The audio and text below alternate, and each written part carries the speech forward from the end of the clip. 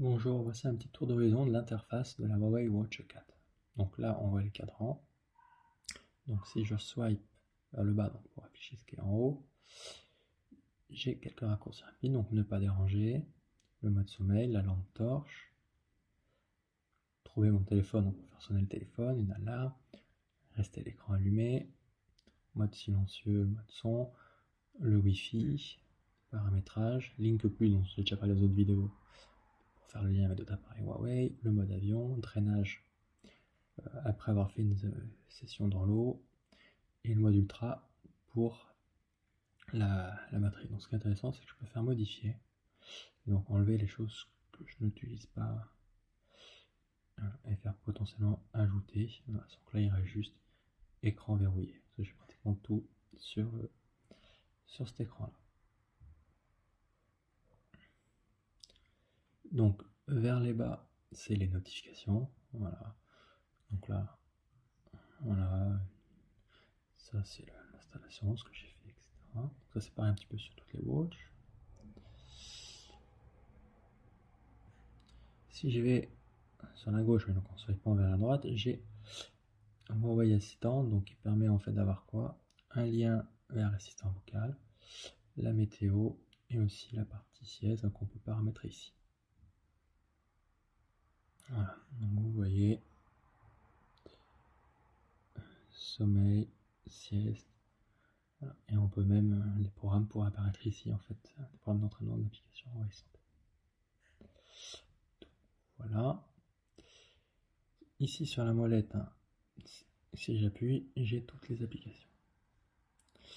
Donc bon, on a toujours l'entraînement, voilà, historique d'activité, la partie téléphone, contact, messagerie, l'app galerie, musique, tout ce qui est santé, donc panorama santé, rythme cardiaque, ECG, SP02, détection sous-baisse tarifaire, température télé, le sommeil, trèfle santé, stress, exercice respiratoire.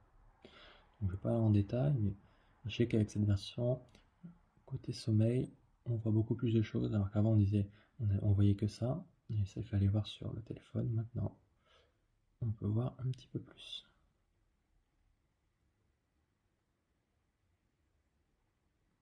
Voilà. Ensuite, pour les prises de photos obligatoires à distance, la météo. Donc wallet qui permet de voir en fait les cartes de fidélité, on peut en mettre que 5. Donc voilà, donc je vais cacher un petit peu le code barre, mais c'est juste pour montrer que voilà, j'ai des cartes de fidélité. L'agenda, l'alarme, minuteur, chronomètre, lampe torche, boussole, baromètre, note vocale, Petal Maps, paramètres, et après des applications qu'on peut installer via l'app Galerie ou, comme moi des fois, directement en APK. Donc voilà pour la partie application. Sur la partie bouton du bas, ce qui est intéressant, c'est que vous voyez, on a 3 petits widgets là qu'on peut paramétrer 3 raccourcis.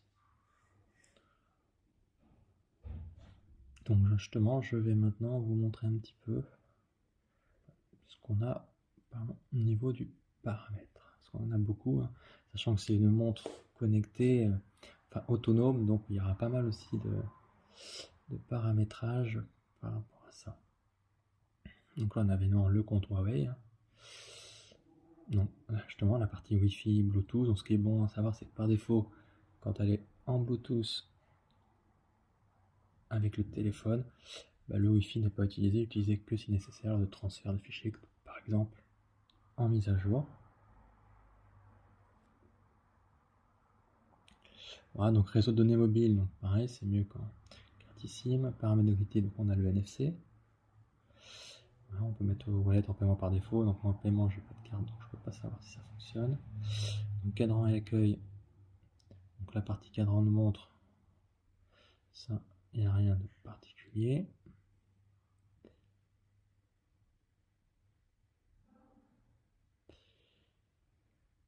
Voilà, on peut mettre un cadran de veille avec quelques informations.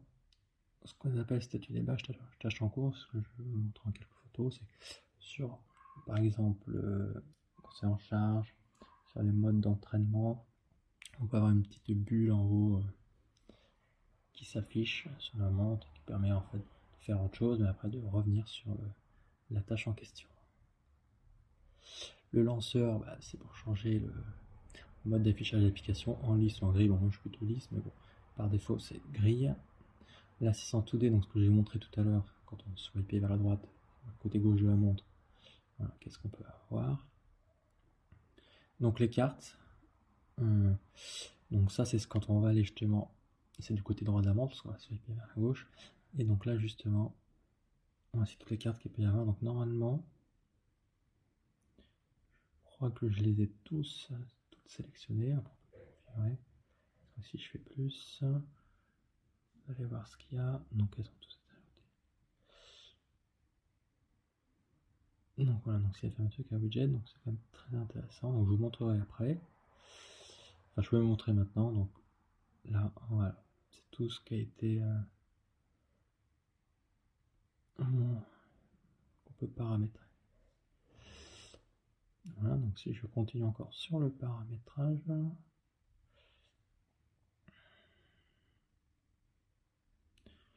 Bon, la partie luminosité, ça, il n'y a pas de chose particulière. Écran allumé combien de temps, etc. Veille automatique, son animation, notification, code pour la montre si on veut. Donc application, en fait c'est comme sur le téléphone. Hein. On peut pour chaque application vider le cache, etc. Voilà, désinstaller par ici, forcer l'arrêt, voir les autorisations qui sont aussi ici. Voilà. Donc la batterie, c'est vrai que là, comme c'est une montre autonome, on a beaucoup plus de choses parce qu'on peut voir la consommation d'énergie, que ce soit en mode matériel, enfin, qui s'appelle matériel ou logiciel. Donc là, on voit que c'est logiciel. Voilà, Petal Map 68%, etc. Mode ultra si on veut l'activer. Et en économie d'énergie, voilà. Est-ce qu'on veut quand même continuer à lever pour activer la montre?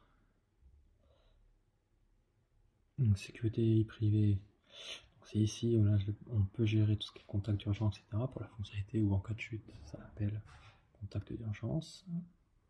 L'assistant Huawei, donc on a déjà parlé. Wallet, c'est les cartes de fidélité. L'accessibilité, ceci, bon, ce qui est sympa aussi, c'est que j'ai pas essayé. A priori, il y a des choses. Je vais peut-être le mettre. Lorsqu'on se lave les mains, il y a un compte à rebours de 20 secondes qui se met pour être sûr qu'on passe moins 20 secondes pour se laver les mains. Voilà, lever pour activer, donc moi j'utilise souvent ça. Voilà. Et donc le bouton bas, c'est ce que j'ai dit tout à l'heure. Ici, donc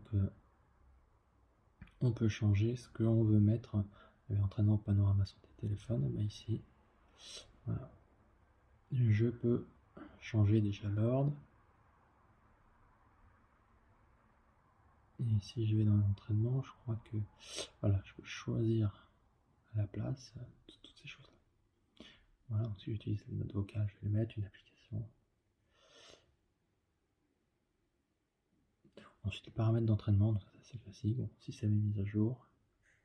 À propos, options pour développeurs qu'on a vu pour les applications. Donc là, je pense que normalement, le tour est assez complet. Oui, avec la molette, si on tourne, ça fait que des fois ça passe aux écrans suivants. Si je suis dans l'application, voilà, ça descend. Donc c'est aussi pratique pour ceux qui préfèrent faire comme ça que tactile. Donc voilà pour ce tour sur l'interface en fait de la Huawei Watch 4.